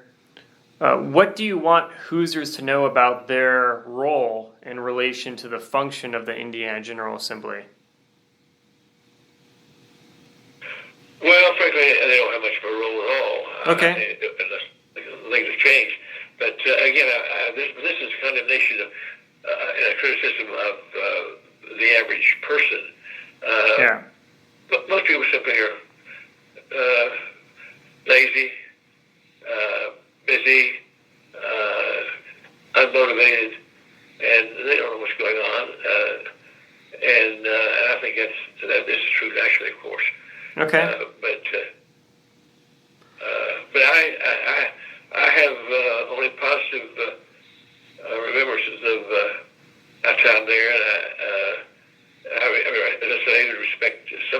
some Democrats I disagree more violently. I still respect some of them. Yeah.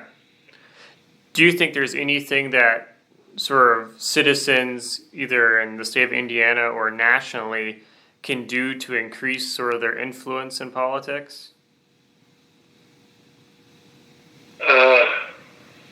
I guess more people, a variety of people need to get involved. I think there are far too many lawyers. Yeah. It's interesting that Georgia would even permit a lawyer in the early days of the colony. You couldn't even be here if you were a lawyer. And now they're running most of the legislatures. Interesting. And even in Washington. Wow. All right. Well, I mean, that's all the questions I have. Is there anything that I didn't cover or didn't ask about? No, I want you to know I'm glad that you were doing this. I think it's a great endeavor, and I wish you the best. I'm glad to spend this hour or two with you. Yeah, thank you so much for taking the time to do this. This is really helpful and be useful for the project. Real great. All right, perfect. Thank you so much. Bye now. All right, bye-bye.